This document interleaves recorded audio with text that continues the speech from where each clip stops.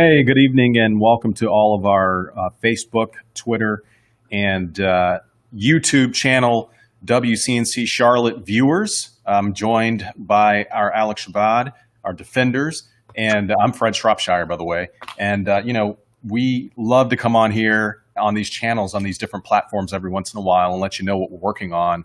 Tonight, we've got a great story that a lot of people, I think, will find fascinating and will probably benefit from. Alex, you've done a lot of stories with unemployment because of the current state of the economy, but tonight you're talking about a distinction that you said at least a quarter of the people who are filing fall under. That's a large number. Yeah, exactly, Fred, and it's good to see you. We've been doing these stories for a while, and we do a lot of these individual stories where we tell the personal stories, which is obviously really important because that's what it's all about. But I think what we're looking at with the quarter and these stats is to kind of just let people know the scope of how much people are hurting out there and how many people this is impacting. So we looked at the state's website, the North Carolina Department of Commerce, to kind of have a breakdown of how many people have applied and how many people have been approved versus denied. And 70% have been approved for benefits, but that quarter that you're talking about is the ones who have been denied. They've been deemed ineligible. So I just checked before we came on to do this, and that's about 350,000 people who've been deemed ineligible. So more than 250,000 people. And today's story, in addition, has some personal stories to it. We have gotten some results with our stories, and after I talked to this one woman who was among those who was denied, her name's Nashelly Moronta. She was initially working as a teaching assistant for a child development center, and she was furloughed back in May, applied for benefits, the Pandemic Unemployment Assistance Program, and in July she got a letter denying her. The letter had said that she was denied because she didn't personally have COVID-19, which was much sense to her because she said, well, I applied because I was impacted by the pandemic. I didn't apply because I personally had COVID-19. So we did a story about her, and we also included some of her coworkers who had actually received benefits pretty quickly within a week or so. One of her coworkers even came on and talked to us. And after the story aired, just a few days later, she learned that her benefits were approved and the state actually had reversed its decision.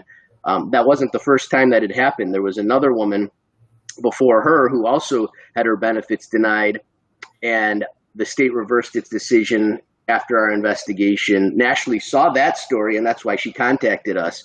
But it kind of raises questions about are there inconsistencies? What's going on if the state is making these determinations, and then when we bring it to their attention, they're then reversing the decision. It just kind of makes you wonder what else is going on with those 350,000 people, or at least some of them.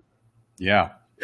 And, we've got a couple people who are talking or who are chiming in. We got Bandrika Mackey, who says that they were denied.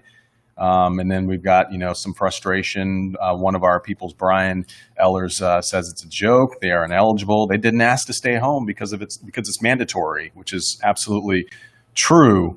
A lot of things going on. And there's some stories in here.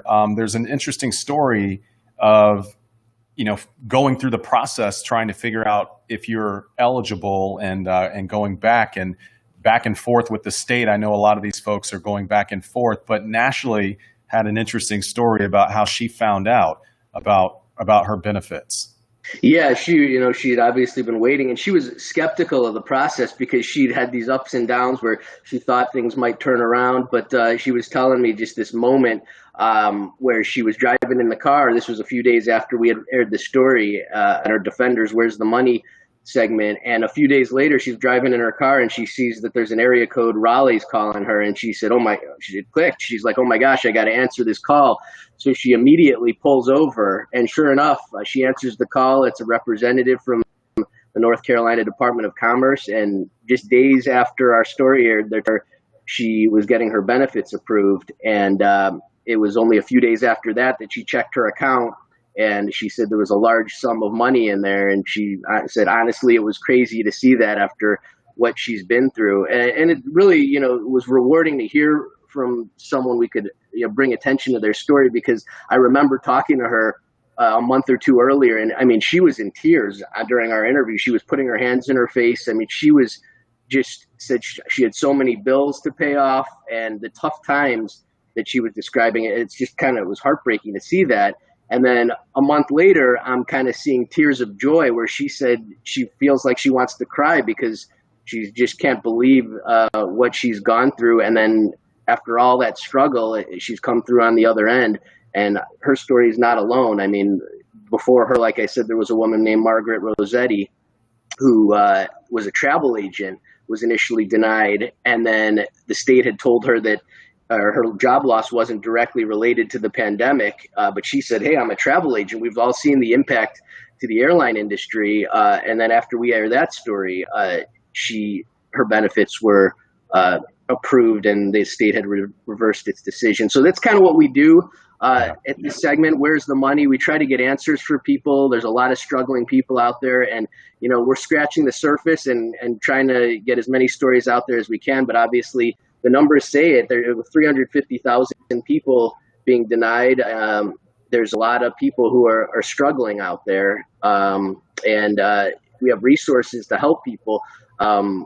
On WCNC.com/money. You can go to that on our website. There's a lot of people have questions out there. It's a complex process, and we have answers. What's the pandemic unemployment assistance program? What do you need to know to go through the process? So if you have a lot of questions about what you need to do, you can go on our website. Again, that's WCNC.com/money. Yeah, I know we're seeing a lot of feedback from our viewers. One of them saying that her husband filed back in June and he hasn't been approved. And I see Brittany Lee here with some frustration as well. People also just talking about what must be a difficult process to get in touch with people working at the state to take care of this issue. One of our people here commenting that they're not answering phones. I'm sure you have stories and anecdotes that you've learned about how difficult it is for people to even get in touch. Right. We're focusing, today, obviously, we're just talking about people who've been denied and then reversed, or their decision's been reversed. But yeah, I've talked to other people who haven't even gotten an answer yet. Like what we're seeing on these comments where, they're waiting weeks, months, and they're just trying to find out, am I approved? Am I denied? Like even some of them have been told that they should be approved. Yeah. But then it's just the waiting game. I've talked to people who literally called every day for weeks or months, sometimes on hold for 4 hours, and they just can't get an answer. Yeah. And we've got here, Giovanna Gomez says, I filed in March and I'm currently waiting my appeal hearing, an appeal for an unemployment claim I had to file after being forced to close down, she says, her salon business. Frustrating that they still have not been able to figure it out. I think we're seeing a good sample of the 25% at least who are having an issue, maybe deemed ineligible or for some other logistical reason are still waiting around. Yeah, advice for people who are looking at this and they have a question about, what is the most efficient way that you can think of, or maybe something that they might not think of, that you've gleaned from the process and stories that you've heard from other people? Yeah, and a lot of it is, persistence from people. For some people that works. For other people, it hasn't worked as well. They would say, I've been persistent, I've been calling, and it doesn't come through. So that's really the challenge here. And that's why, people have reached out to us when they've literally been going through this for a long period of time, and just whatever they're doing, they're not getting results. But I can tell you that the person in this story, Nashelly Moronta, has a message for anyone. She's come out of this now. Of course, she says her hard work has paid off, but she has a powerful message for others who are going through it right now. It's an inspiring message that, all of you who are commenting out there and going through tough times, I'm sure you're going to want to hear this. And she has something, we're going to show that tonight at 11 during our story, not only what the hard times she's been through, but what her message is to all of you, the 350,000 or so who've been denied, and the others of you who have been waiting. You'll want to tune in tonight at 11 because I specifically asked her, what's your message for others who are going through this? And you'll hear what she says in our story tonight at 11. All right. Well, Alex, I'm looking forward to seeing the story. Again, as Alex said, that story will actually be airing probably after 11 o'clock because we've got our first NFL game of the season on our air right now. So be sure to tune in to see Alex's story. I'm curious to see the advice that Nashelly has to offer to all of our viewers, especially given the responses that I'm seeing from folks watching our live stream. And also remember, you can log on to our website, wcnc.com/money. Get a guide and resources on how to file and how to go through these processes. I know that a lot of people are still filing and working on appeals, so there's some good, useful tips there. We hope that you'll tune in for that story again after the 11. We have our football game going on right now, so our newscast will be a little bit late, but I hope to see you guys then. Good seeing you, Fred. Thanks. You too, Alex.